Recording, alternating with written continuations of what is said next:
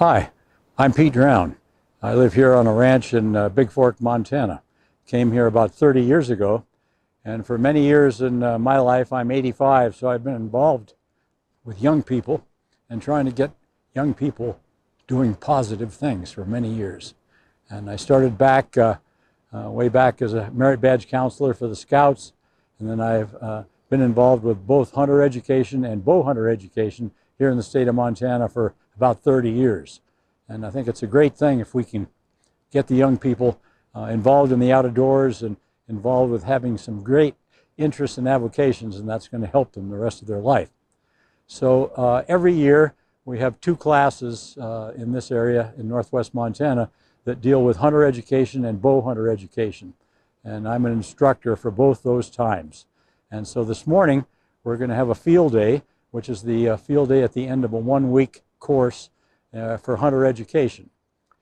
The station that I'm going to do this morning relates to an introduction to bows and arrows and bow hunting.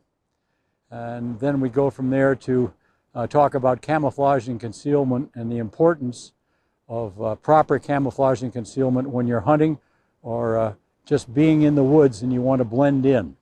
And the final thing we're going to deal with is tree stand safety. Tree stands are used both for hunting bows and arrows and rifles, etc.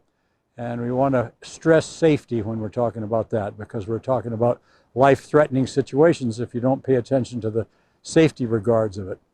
I've had a lot of interests over the years. When I got out of college, I went to Dartmouth College and then on to UCLA. I have a master's degree from UCLA in motion picture production and the College of Fine Arts. And I also have a 2-year lifetime teaching credential up through the first 2 years of college. I was a history major in college, so I've always been interested in the history of things and the history around us in the natural world. And for about 13 years, I had the blessing of being a director of photography and field producer for the Wild Kingdom television people. And I was able to take the program, because of my background in cross-cultural anthropology also, to the most primitive places that the program ever went. So part of what we're looking at here today with our bows and arrows and stuff is to give these young people the idea that we're following in a great tradition. And men and women have been hunting for thousands and thousands of years. And so with this introduction to bow hunting and bows and talking a little bit about ways of hunting and ways of concealment, we're going to give these kids an idea of the challenges and the interests that lay ahead. So I want to welcome you to this initial station here on our field day. First, we're going to talk about bows and arrows, and it's pretty interesting to think that while the satellites are wheeling overhead and they're going to the moon, there are people out where I used to work that are hunting and fishing with things that have been the same for thousands of years. Right now they are. They're right there right now.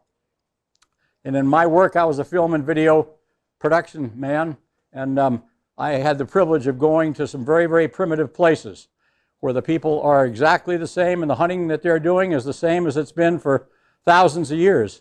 So, you know, you got to think that people originally started just throwing stones at stuff and maybe trying to make animals move over the edge of a cliff, something like that, in order to catch the animal. From there, they started thinking about, now what could we do to increase our chances? Maybe we'll rig up something to throw at the animal, or we could propel it one way or another.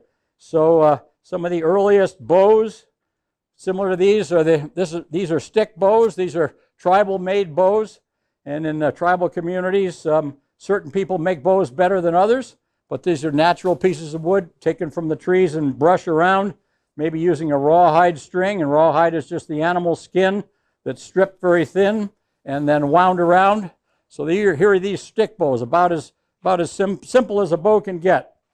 And these are all bows and arrows. And with bows and arrows, you got to think that it's very different than a rifle of any kind. You're going to pull this bow back, and you're going to start increasing pressure, and you get pounds of pressure. And that poundage is what's going to force the arrow forward and catch the animal that you're after. With all these stick bows, you're pulling back and holding all the pounds that you're doing. So if it's a 40-pound bow, we measure that. I string this bow. This is a neat old bow from the 50s. There's a stick bow. My first bow, this bow here, this was my bow when I was 10. And I don't know how it survived, but here I am, and here it is. And when I was 10, it was taller than me. I was about like this. So we string these, pull them back, and maybe this is 25 pounds. And that means that it takes 25 pounds of your strength to pull that bow back, probably to this point here, to this anchor point. That's where we pull back. Remembering that this pressure, these poundage that we're generating, is going to propel that arrow, and arrows kill by hemorrhaging. And hemorrhaging means blood loss. So it's very different than shooting with a rifle. And you shoot at a different place on the animal with a bow and arrow than you do with a rifle, because there's not the concussion pressure and shock. Actually, animals, when you hit them with an arrow, they react oftentimes like they've been stung by a bee. They don't even know what's going on. And they'll go off like this, and the best shot with a bow and arrow, in my estimation, is right through both lungs. And I don't care how big the animal is, big or small, they need to be able to breathe. And if you put a hole through their lungs, they just run out of oxygen and fall down. And you don't want to let the bleeding hearts tell you that that's a painful death in any kind of a thing, because when we ethically take animals with a bow and arrow, we do that, the animal just goes, and it's just like you and me holding our nose till we pass out. Very good. They just go right down, and the animals have a different pain threshold than humans do. So these are our stick bows. Pulling them back, going to hold all that pressure, not for too long.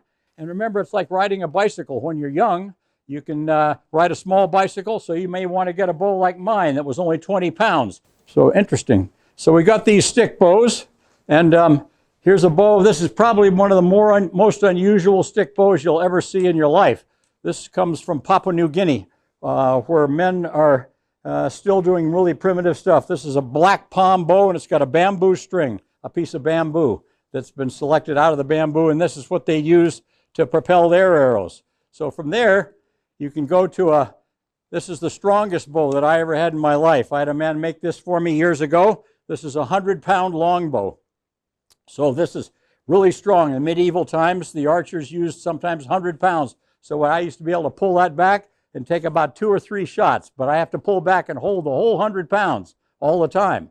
And believe me, with a hunting arrow, in this bow, I could shoot it right into a car door, no problem, because you've got a lot of energy. And so these are all stick bows. From there, the interesting thing is that we start taking the energy and storing it in the bow in a different way. So this is, what kind of a bow is this? This is a recurve. So what we're doing now is, instead of the limbs being straight, you can see how they're curving, and they're curving away from the archer. So when you pull this back, these limbs flex like that, and that's where the energy is stored. Sometimes in the early bows, like you see here, you have a combination of wood and fiberglass. So this allows you to pull that back. The bow can be shorter, and in tribal areas of the world, and you'll see very short bows, and they'll take sometimes animal sinew or horn and put on the face of the bow to make the bow stronger. So this is a recurve. This is a recurve bow of mine. I have lots of other ones, but this is an early one, probably from the 1960. So from there, take a look. This was pretty neat back then. When I was in college up in New Hampshire, this is the bow I used in the winter. This is an all fiberglass bow. So it's very strong. I was shooting about 50, 60 pounds with this thing. So there's a bow made of nothing but fiberglass. And from there, we go to a different way still to hold this energy and then release it. So we go to what? Yeah, compound bows. Now look at the difference with these compound bows. They had a great sort of change through the years as the other bows did. Here's a wonderful early compound bow. Now what we're doing, when we say compound, that means that we're using mechanical energy to store this energy in the bow. And with any compound bow, you pull it back a certain distance, and you're pulling back all 50 or 60 pounds. Past that point, the wheels or cams start taking over, and it starts getting easier for you. So when you pull that back past that point, now we can pull that bow back to here, and if it's a 50-pound bow, and we have what they call let-off, which means it's going to get easier and easier. So if we have a 50% let off and we've got a 50-pound bow, how much would we be holding back here? 25 pounds. So that's good. And they get steeper from that. You can get 60% let off, or maybe even 80. So this allows us to have a very powerful bow, hold it back here and be able to hold it there for a minute or something like that until we get a good ethical shot. So with these other bows here, you see you can't just hold them back unless you're super fit. You don't just hold them back. Whereas this allows you to do that. So that's an early bow, but instead of cams, and you know what a cam is a deal where the center of it is not in the center. This is a wheel bow, so they're just like your dad might use to take an engine out of a car or something with a chain. It's like a chain hoist. But now, you see, we're using wheels. From there, here's an early cam bow where the center now is not in the center. And look at what we've got. Now we're starting to get where we have a pin sight set up. That means we have different pins built onto the side of the bow for different yardages. And this is a bow that I use where I have 20, 30, 40 yards. So when the animal's out there, we judge the distance. They have these little range finders you can look through that tells you how far the animal is away. You select the proper pin, and then you even have a peep sight built right into the string. You can see that. And you have that peep sight built into that. Yep, so we pull that back. You can have your arrows built right on the quiver here. And this is an early one, and here's the, I have other compound bows, but you can see now we're going to a compound bow. What do you think this is? Anybody know? Yeah, it's a counterbalance stabilizer, because whenever we let the arrow go, there's what we call shock release. And that means there's shock on the bow when you let that arrow go with all that power. So we do this, have this deal out here, and that allows you to balance that force a little bit so the bow doesn't have the hand shock in your hand with the other ones. So that's a kind of thing. And still now, there are two different communities here with bows and arrows. The traditional archers like to have just those recurve bows or even stick bows. And then there's a whole other community that shoots nothing but these, what I call the hardware store, which is these compound bows. But there's more things that can go wrong with one of these things. But they're a lot of fun technology, and it's something that you can get into. Sometimes the stuff gets a little bit pricey, but believe me, you can start shooting with a bow and arrow. My children are doing that. I have grown kids, and they're all doing this stuff. So if you get interested in it, it's something you can do and carry with you all your life. I've been doing this business about 70 years now. So it's fun.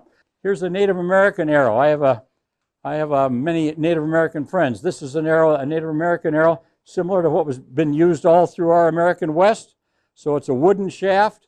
It uses an obsidian point, which is just volcanic glass. It's specially chipped, so it's very sharp. Use turkey feathers on there. And you can see it's got a notch at the back so that we put that notch on the string of the bow. And just to show you the fun differences, what's possible, these are two things you may never see again. This is probably the longest arrow you might ever see. These are arrows from Papua New Guinea, which is the island that's about 600 miles off the Australian coast. Very, very primitive area, speaking 400 or 500 languages in this one island. And these are arrows, not spears, as opposed to this Maasai. Some of you have seen the Maasai people in Eastern Africa. So there's a little short arrow done on a hand-forged deal with a steel. Look at that, the shortest arrows you might see and the longest. So the arrows have different purposes exactly like our bows do. And they can do this. So for the primitive guys, what do you think an arrow like this would do? Yeah, fish or birds. So when he pulls that back and lets it go, it's got special little ratchets on this bamboo tip here. He can pull that back, and these guys pull these arrows back just to their chest like that. So it's going to stick out like that, shoot in the water, or maybe shoot a bird up in a tree. And other things we got all kinds of things that the primitive guys use. I'll show you something fun here. This is a hunting arrow, but in many parts of the world still, metal is at a premium. So they make their arrows and the tips just out of bamboo. And believe me, bamboo is a wonderful, wonderful source for tribal people. I really like bamboo, and it splits very symmetrically. So here's a hunting arrow that's just a bamboo shaft and a bamboo tip. This one though, different kind of a style. This has got a cassowary toenail, which is like an ostrich on there. This is a blood feuding arrow made for killing people only. And over there they have a lot of blood feuds going on, so that I wasn't involved in any of these because it was one tribal clan or a group fighting against another. But it's got that tip on it. It's got a bone back barb, so when it goes into a human, it's very difficult to get it out. And it's got voodoo spirit, it's got spirit markings on here, right like that. And believe me, where I used to be, they'd be going to go fight on the other side of the mountain here with another group. You'd hear these war drums get going, and it makes your hair stand right up on end. And that's what these guys are carrying. And they don't have a quiver. They just have their bow, and they've got about 3 or 4 arrows in their hand like this. This is the way our Native Americans, when they were hunting buffalo, oftentimes would be on horseback, no quiver, 2 or 3 arrows, and the bow. So here's a black palm arrow. This is a very, very, very, very dense, very, very hard wood. There again, this is a blood feuding arrow, but this is so hard and tough for the tip of the arrow that you can initially hold it in a fire and it just sears it. It doesn't even burn. But it's got these ratchets on it that make it very, very effective. So you got those kinds of arrows. Now, here's an arrow made out in the bush just with a man on a forge fire, a little fire. He's making that. Any metal he can get, takes that, just ties a couple of feathers on it. That's going to be his arrow. Now, we've gone through a great transition, just like technology has gone. These were my arrows. These are my arrows in 1958, 59. These are wooden arrows with a hunting head on them, right? And all feathers. So back then, we didn't have plastic vanes on an arrow. We call it vanes if it's plastic. But the traditional guys that shoot over here with these bows really like that. And I love the fact, though, the way the arrow goes by the bow is beautiful as it goes by the bow. But in wet weather, you want to go with plastic vanes. So you can see as we've come along here, we see now we've got a similar kind of arrow. And look how things have changed. Instead of a wooden shaft, we've got an aluminum shaft now. And we've got plastic vanes. And you can see with all of these arrows, they have 2 feathers that are the same and one to the outside. When you put it in the bow, this is the cock feather and it sits to the outside, which allows you to align it up properly like that.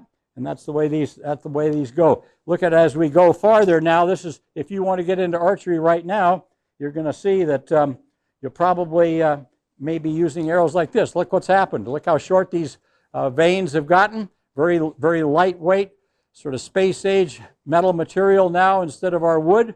So we can do a lot of different purposes with these things. Who knows what this might be? What is that? Let's see. Here's another one, a different style of the same thing. What are these? These are fishing arrows. So if you want to go take a bow and arrow and go down to the saltwater or different parts of the freshwater, shoot carp or something, we've got a fiberglass arrow with folding barbs on it. It goes into and through the fish, and once it goes through, these barbs fold out like that, and we've got a string on the back and a little reel on your bow itself, and the line plays out. Once you shoot the fish, then you just set the bow down, reel in the line. That's a good way to catch yourself a fish or two for dinner. And our hunting heads have changed drastically too. Many different designs. When I started back in the 50s and 60s, all we had were heads like this. There was nothing removable, and you had to sharpen the sides of these heads with a file. So this is just a 2-blade. They went from that to one like this, and what I used for many years, and they're still using now when I'm hunting, is it's a removable head, and these little vanes here, these blades are also removable. And we want to be very ethical when we're using a bow and arrow, and that means that my rule of thumb is a hunting arrow that I have has never been shot at anything else. If I ever shoot it at anything else, then I mark it with a magic marker or something, so I use it as a practice arrow. So you owe it to the animal to, when you shoot it, if you're going to kill him, you want to kill him as fast and quick and the ethically best you can. And when it enters the animal, these sharp edges here just cut blood vessels a lot, so you have a good blood trail to follow. So that's the way we do this, and these are replaceable, and they have a special little wrench that allows you to replace those blades. I'm very used to it, so I want you to never handle these things because they're razor sharp, and occasionally someone out hunting with a bow and arrow will fall and hit a vein in their leg and bleed out, and people die every year with a bow and arrow simply because they're not paying attention to exactly how sharp these are. So we've got different kind of tips. We've got field tips. This means it's an arrow that you can use out in the field for, shooting at stumps or trees or small game, stuff like that. You can have target arrows like this that are made just for the targets, and we weigh these arrows in terms of grains, 20 grains, 25 grains, and we try to match that so that the arrows fly the same way. So good thoughts. Hey, here's one. Whoever see one, what's this? That's a frou-frou arrow. See, somebody knew. This is an arrow that we'd use for birds, even birds in flight. I've never been very good at hitting them in flight, but boy, I've seen people that can, and that arrow comes out like this. The wind catches it, fills these veins up, and the arrow just goes slowly down and goes into the ground out there about 50 or 60 yards away. So we got those. And you say to yourself, okay, we've got field arrows, we've got hunting arrows, we've got the arrows for, here's the equivalent of our one that we used for our fish or birds. This is what we call a judo tip. And that's a wonderful little small game arrow. It's got these little metal arms on it, and those will not go into a tree, but if you're shooting at squirrels or rabbits or anything like that, they're very deadly if you catch them with one of these. So this is our judo tip instead of that 3-blade that I showed you from the people overseas. So we say, well, how are we going to, we've got all these things now. We're going to carry on. We're going to do a sample, carry them with us. How are we going to do that? Well, many different ways. You see on television and stuff. This is a Cheyenne overback quiver of mine for many years. This allows you to carry arrows over your back, but probably, unless you get the right situation, you're going to make some noise pulling the arrows out. But this is one way to carry a lot of arrows. You can carry a knife with you and things of this kind. Other times on the range, or another way that I used to hunt this way too, this is a hip quiver here, so that you can have that on your hip. You can pull an arrow out very nicely. You can set the quiver down if you're hunting from a stationary position, and you can carry your arrows that way. But one of the modern things that I really like, and Jack Whitney was a famous archer who lived around here for many years, and he swore by this kind of a hip quiver, which you can take off. Now, you've got your arrows mounted down here. You walk through the brush, and none of the arrows are ever making any noise. You can set that down, and you can carry one of each kind of arrow. So you might have our judo tip. There's a judo tip. And we've got a rubber blunt. We've got a target tip and a couple of hunting arrows. That's just like carrying a good set of different tools based on whatever your job might be out there with a bow and arrow. So that's a kind of a look at what we're doing. And as you're smaller and as you get older, you want to get the right equipment. And I would say never go into one of the Walmarts of the world or a pawn shop and buy stuff that way and just say, well, I think I'll just take this. Always go to a qualified place where the men are really expert at what they're doing, and they'll pick you a bow and arrows that is the right size for you. They'll have a special arrow. When they put it in the bow, you'll pull it back like this. They'll see what that distance is, and you'll wind up with a bow and arrow that is suited to your strength and your height and your age.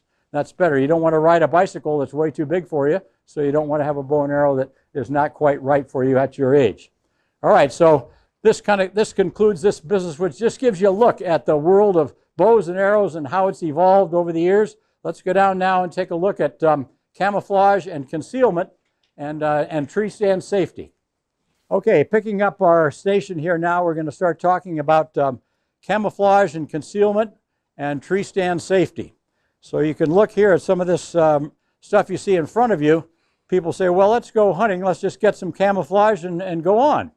Well, it can be a lot more interesting and taxing than that. And based on the area in the world where you are, and the time of year, and the kind of hunting conditions you have, this can drastically change around. So we have, it can be just as easy and simple as stuff like this. You can take netting. You see, and if I just have this around me, we've got to remember that in camouflage and concealment, we've got 4 basic things to deal with. The 4 basic themes are, and they teach this in the military also, is shape, shine, shadow, and silhouette. Shape means we look like the human thumb. And if you ever when we're out there, sometimes I'll have all the kids take your thumb and hold it up there naked against the skyline. And you see that there's nothing in the woods that looks like that. So concealment means dropping that silhouette down here so you don't have the sky in the background, and then let's cover that thumb up. So here we are with, this is one of my favorite deals here. This is a military veil, and so here I am just the way I am, and I could even have not camo on, but I could take about 3 layers of this, put it over the top of me, put this hat on, take one wooden clothespin, tie it to the back like this.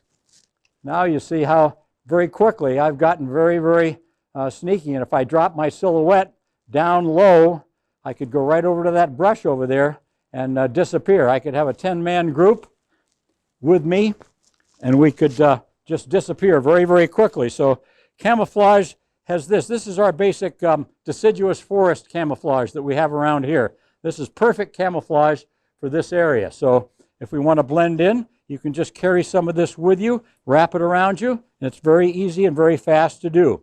And based on the time of year, you might want to have heavier stuff. Now, it can vary a good bit from what you're doing. What kind of a sport are you involved in? If it's ducks and geese that you're hunting, this would be perfect down in the marshes, but listen to this. Want to have that when you're deer hunting? No, they'd hear you coming every time your pant legs rub against each other. They'd hear you coming a mile away. So what we use is polar fleece. Some of the best polar fleece from Malden Mills and some of these places, they even use recycled plastic bottles. But now when we rub it together, it's completely quiet. And that's the idea that we want to do with bow hunting. We want to take as many of the variables in the hunting community as we can and turn them to our advantage. So one of them is being completely silent, right? And so once we're silent, and you can have pants that way, you can have gaiters that way, you can have packs that are built that same way, gloves, all goes along. But look what we can do. If we were hunting in some other part of the country, don't necessarily take the camouflage and concealment stuff that you have here. You might want to go in the American South, down here where they have big broadleaf things. So there's a sample of some broadleaf camo. Here's another one, completely different than here. You might do okay around here, but I would suggest always being open to the fact of going to the area where you are and seeing what the camo is that they're using. So the time of year may vary. So one of my favorite times to hunt is what is right on the edge of when the snow starts happening. And it's a little snowy, it's a little muddy, and this is what we call dirty snow camo. So I can put that on, and if I put that on and put a face veil around me and drop my silhouette down, I'd start blending in just perfectly and very quickly. A lot of times doesn't have to cost you a lot of money. You can just get a sheet at the Salvation Army and rig it like a poncho, put it over you, and start disappearing really quickly. Up in the Arctic, I used to work up in the Arctic and watch these guys hunting reindeer and bears and things like that. They can take this white and they can make a little shield, a wooden shield like this, and slide it right in on the ice with a slit to look through, and you don't see them at all. It just looks like a little moving block of ice, and they look right through it, and they're able to shoot that way. And apropos of that, one of my favorite things to do around here, and I've used it here and other places for many, many years, is using an umbrella as a mobile shooting place. So you don't have to do anything fancy. Go down to Walmart when they got them on sale, and then see these are old ones from my stuff from many years ago. But this is going to drop your silhouette. So we get that. We take some spray cans, and you can get different colors. It's really fun to experiment with this. You can even take the brush that you're going to be around, hold it on the umbrella, spray around it, and pretty soon you've got a pattern of the brush where you're going to be. And look at this. I can go like this. I can even walk right in on an animal, and I can see right through here. I can set it down on the ground.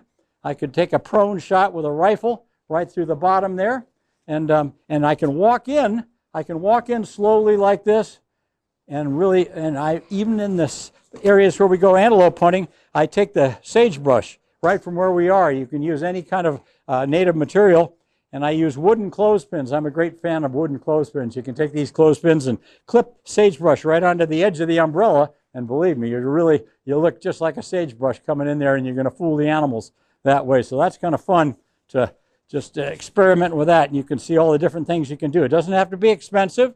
Now they've got blinds where you can have a cow elk pattern on the front of something else like that. You want to be careful though in the hunting season. Remember that there are other people out there, so don't get so sneaky that someone thinks you're an animal. So be aware of that and have some orange, some flash orange. I've got a thing around here that's got orange on one side, but that's our 400 square inches. You want to have that with you if you're out here operating with these. So shape, shine. Shine is all of this. None of this has any shine built into it at all. No chrome kind of things, no mirrors. In Africa, we don't even have our watch like that. We have a cover over the top of our watch, so nothing can shine back at us. And shadows, this is what we're doing with all of this. We're building the shadows into what we're wearing. So you can see this is a tree bark. This is a tree bark camo that's very, very good for this area. You can wear that up in a tree, on a tree stand, or on the ground, or in a ground blind, and you're going to start blending in really quickly. And this is an interesting thing. This is a pack that was developed. The original ones for the Eskimos up in the Arctic, they made them out of seal skin. Well, this is a pack that you can put on that's got really everything on it. And you can even put an entire quarter of an animal on there. But you see they've done a really nice job camoing this. And you can have a survival outfit on there, and you can have all the stuff you might need for a time in the woods, and do that before the hunting season starts. Wear that, and it gives you another bit of advantage. So the shadow, and then silhouette, that's that thumb that I was talking about. You never want to cut the sky with your silhouette. Always be aware of what's behind you. And on our programs that we see on television where they're not really paying real attention, you'll see these guys with a naked face like this in a blind, and they don't match the background at all. What we want to do is make sure that the background behind us is exactly the same as how we are. Here's one last thing before we talk about tree stands. This is a new system that I really recommend. This is called HECS, H-E-C-S. So when you get home with your folks, put it on your email. This is HECS, Hunting with HECS. What this is a special grid built into this material, into these clothes, that blocks what we call the electromagnetic field that any living thing, any animal puts out. And when you put this on, this little grid in here blocks that, so when the animal looks out there, he has no awareness of you as a living thing. It gives an amazing advantage. So it's really fun. I use this all the time now. I'm a great fan of it. So something for you to look at. All right, let's pause now, and we'll go over to the tree stands. And our last thing this morning will be a little bit about tree stands and tree stand safety. Okay, here we go. All right, the final portion of our station here this morning for this Hunter Ed program will be on tree stands and tree stand safety. This is a sample of a couple of tree stands, and I would suggest, remember, that why we use tree stands. Anybody got an idea why you might use a tree stand? And when you get up in the air above the animals, what is it that you've gained? What advantage have you gained? That's right. So you're up out of sight. You're also up out of the scent pattern, so your smell is not regulated in that way. And you've got the advantage also where you, in the part of the season before the hunting really starts, you can see trails in the woods where the animals come to a certain trail. They're going to a bedding area. They're going to a feeding area. You'll see these trails going out, so it's always good to do some scouting before the season starts so that when you put your tree stand up, you're going to put it up out of the sight line of the animals, and you might do one in the morning and one in the afternoon. And you want to try and have the light at your back, you see. Now what we would do is look right over there at those trees, and you see they would be perfect for this morning hunt, because if I was up in a tree right there, I'd be back in the shadow. And you can see that we're going to hide back in the trees, not nakedly against the skyline, nestled right into the trees, and we're going to have the light right over our shoulder, which means the animals are going to be looking into the light, much like we'd have to do. So when I talk about tree stands, I would say never try to make a tree stand yourself. Remember that any fall that you take is a fatal fall if it's farther than you are tall. So if you're this high, and you have a fall that's only that far, that seems close to the ground, but you can die from a fall of hitting your neck or having something else happen. So this is really, really important. The critical thing about tree stands is always safety, tree stand safety. So you never want to make a tree stand yourself. You want to go and buy tree stands, or buy a tree stand. Your dad could maybe help you get one.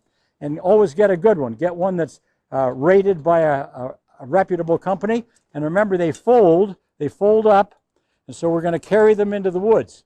Remember, though, that when we put up a tree stand, we never want to put anything into the tree that we don't take out, because you might kill a log or have a serious accident if you drive a spike into a tree, put up your tree stand, and don't take that spike out. So that's very, very important for the woods, that you take out any of that kind of stuff. But once you put that up, all these tree stands will have 2 or 3 ways to keep that safe. And they all have a what we call redundant safety systems. And the first one is, many of them have a place to put a bolt that you could screw right into the tree, and you'd put it right through there to hold it up.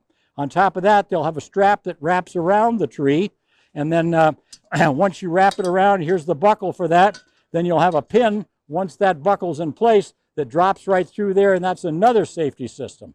And now they have a wonderful system. I don't know showing it here, but they have a deal that's very much like a harness that you put on your body, and it operates in the same principle as the seat belts in your car, so that as you go up the tree, once you hang that up in the tree above you, as you go up the tree, it takes up the slack so that you're not up in the tree. So if anything happens, that slack has been taken up and it's on your back, and you might only fall a little bit, but you're not going to kill yourself. So be aware of that that's a whole other system that you need to ask about and be aware of, having a safety system on your belly with a buckle up in the tree and a strap that'll help you. So we've got folding deals where we can carry these things into the woods. I'm sad to say that we can't any longer leave these tree stands in the woods maybe overnight and then come back, unless you're in a particular area where there's no one else hunting. We've got people that might like your stand better than you like it, so they might take it. So you always want to take these things down, so that it doesn't take you that long to do that. And remember, we're going to put it up there 15 or 20 feet in the air, and we're going to, as we go up, we're going to put steps in the tree that they can screw in. There are very different ways for that.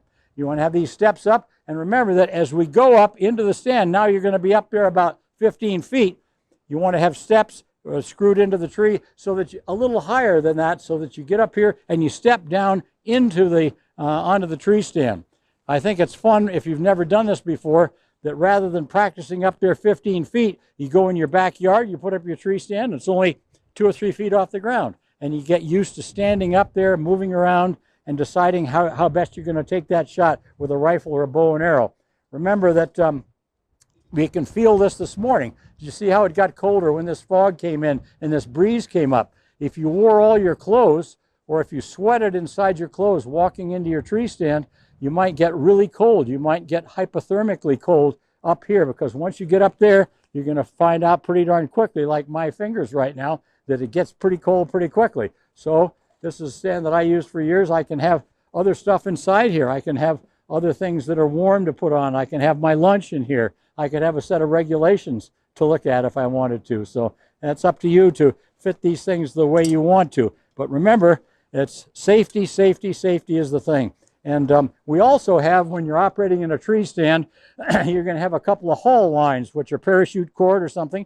It's going to go all the way down to the ground, because you never climb the tree stand with a rifle or a bow and arrow or anything else in your hands. Once you get up there, then you've tied those things on with a cord down here below. You can haul that haul line up, bring your bow and arrow up to your level, and then you can orient yourself that way. So that's just a brief look at these things. And remember, we're going to put them up so that you're up high enough so that the animals aren't seeing you, they're not smelling you, and it's a wonderful advantage.